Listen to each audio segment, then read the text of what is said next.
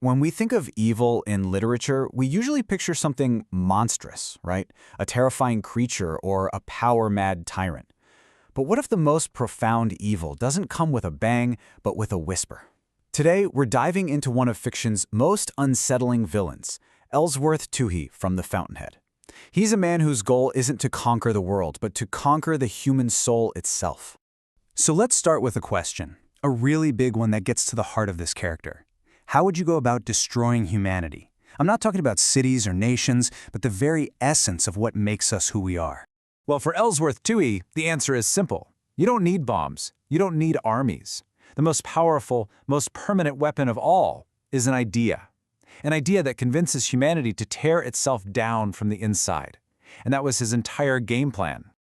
All right, first up, the architect of souls. To really get a handle on the monster, we first have to understand the mask he wears in public. So on the surface, who is this guy, Ellsworth Toohey? Well, he is the ultimate cultural gatekeeper. His column on architecture, One Small Voice, is so influential it shapes what people think about, well, everything. His parties are for the who's who, and his whole persona is just immaculate. He's cool, he's intellectual, and he's always in complete control. He's the very picture of respectable influence. And get this, he's not described as just some flawed guy. The book calls him a monolith, sheer perfection in his own way. Now that's chilling, isn't it? It hints at a terrifying reality. Every single part of his public image, every word, every gesture, is perfectly designed for a single, hidden purpose. Okay, so that's the public face. Let's move on and peel back that polished facade, because underneath it all is a philosophy fueled by a deep, targeted hatred. And here it is, straight from the horse's mouth. This is his core belief. The independent, the exceptional, the truly great, you can't control them. And for a man like Ellsworth Toohey, a world he can't control is a world that can't be allowed to exist. So, the great must be destroyed.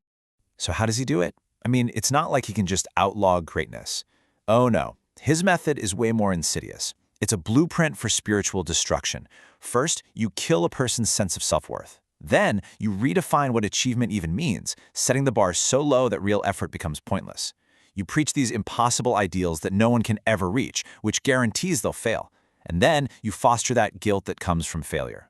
The end result? A soul that feels lost, dirty, and just desperate for someone to tell them what to do. And here's where he's a true evil genius. He takes a virtue, something like altruism, and he twists it into a weapon. In Toohey's world, altruism doesn't mean kindness. It means you have no right to exist for yourself. It means your own desires are evil. The only way to be good is to live for others, to find your value in their approval, never in yourself. He turns selflessness into self-destruction.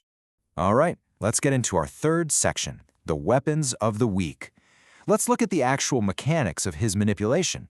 He doesn't go for the strong. He targets the insecure, the uncertain, the people who are already hurting. His process is terrifyingly straightforward. Step 1, find people in pain. Step 2, convince them that their suffering is actually a virtue. Step 3, make himself their only source of approval, their guide out of the guilt that he himself created. And finally, step 4, once their self-respect is completely gone, he owns them, body and soul. And if you want a perfect case study of this in action, look no further than the character Peter Keating.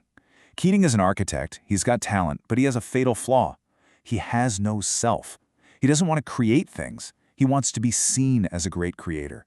His desperate need for approval makes him the perfect, soft clay for a sculptor like Toohey.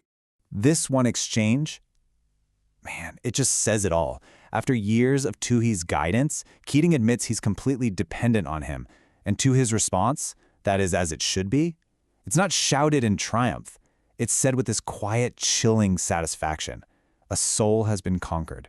Mission accomplished. So what's the point of all this? What's the ultimate goal here? What kind of world is Ellsworth Toohey actually trying to create? The ideal person in Toohey's world is what the book calls a secondhander. And this isn't just about being unoriginal. No, it's way deeper.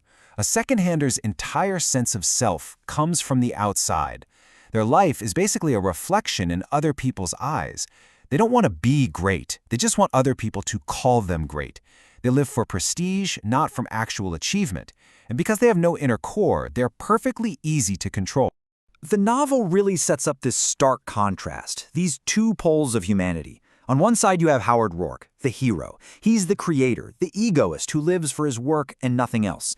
And on the other side is Peter Keating, the man Toohey built. He's the second-hander, the so-called selfless man who lives only for approval. Rourke is the individual that Toohey has to destroy. Keating is the template he wants to mass-produce. And this is his utopia, a world filled with second-handers, a world without individuals, where everyone is just a mirror reflecting everyone else, a world where real, independent greatness is impossible because the very idea of it has been wiped out. And in this world of selfless, obedient people, who's in charge? The man who taught them to be selfless in the first place. All right, let's bring it all home. The face of evil. What is it that makes this guy's particular brand of evil so profoundly disturbing? This is basically Toohey's victory speech to a completely broken Peter Keating. He admits the whole thing was a scam. The ideals were just tools. Now that Keating's soul is totally empty, he doesn't even need ideals to control him anymore. Keating will obey because, well, there's nothing left inside him but obedience. You see, Toohey's evil isn't physical. He doesn't want to kill your body. He wants to kill your soul. His goal is to convince all of humanity to willingly, voluntarily give up the very things that make them individuals, their minds, their values, their self-esteem. He wants us to commit spiritual suicide. And that leaves us with a really unsettling question to chew on. A villain with a sword is obvious. You know to fight back. But Toohey doesn't threaten you with pain. He offers to take your pain away. He offers you community, a sense of purpose, an escape from the burden of being yourself. So the question is, what's truly more dangerous?